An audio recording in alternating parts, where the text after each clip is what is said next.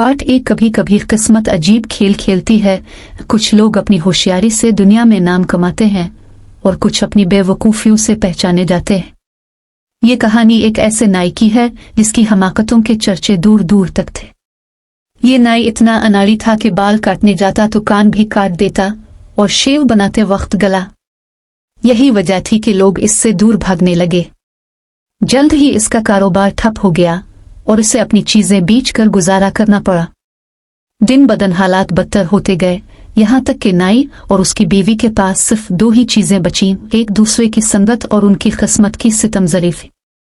लेकिन सवाल यह था कि इन दोनों में ज्यादा चालाक कौन था, नाई या उसकी बीवी।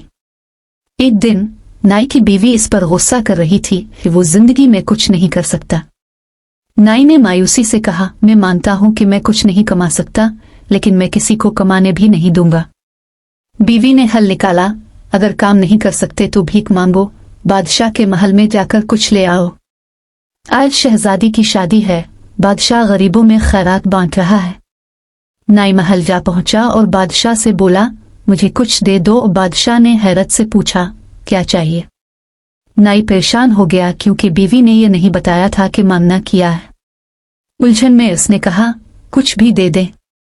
बादशाह ने सोचा और कहा, चिल्लू, मैं तुम्हें जमीन दे देता हूं। नाई खुशी खुशी घर लूटा, लेकिन जब उसने अपनी बीवी को यह बताया तो वो गुस्से से फट पड़ी, हम इस जमीन का क्या करेंगे? हमारे पास हल चलाने के लिए बैल तक नहीं। नाई बेबसी से सर झुकाकर बैठ गया, मगर उसकी चालाक बीवी के जहन में एक जबरदस्त मंसूबा आ गया। नाई की बीवी ने जमीन को गौर से देखा और फिर नाई से कहा, हमें इसे काबिले काश्त बनाना होगा और उसके लिए हमें चालाकी से काम लेना होगा। नाई कुछ समझ न पाया, लेकिन बीवी ने इसे अपने पीछे आने को कहा। वो दोनों जमीन पर जा पहुंचे और बीवी ने यूं जाहिर करना शुरू कर दिया जैसे वो जमीन खोदने की कोशिश कर रहे हो।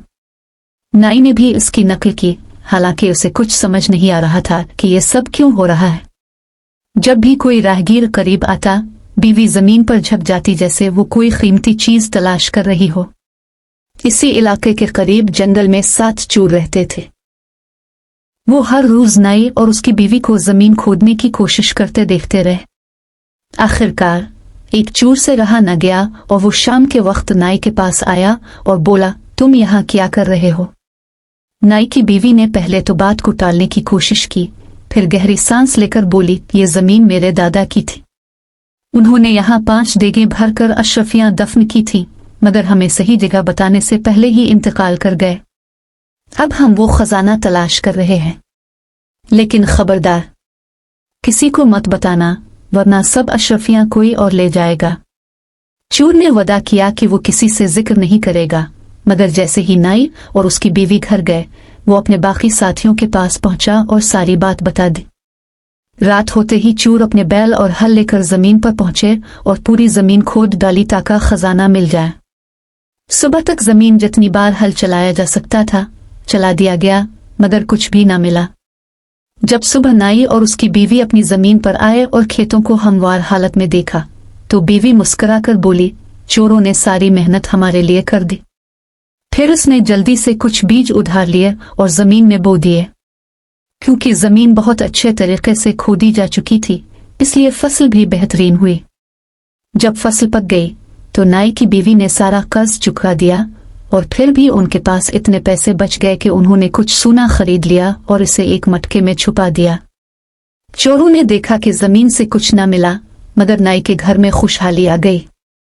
वो गुस्से में भरे नाई के घर पहुंचे और बोले, हमने जमीन खोदी थी, इसलिए हमें भी फसल में से हिस्सा दो।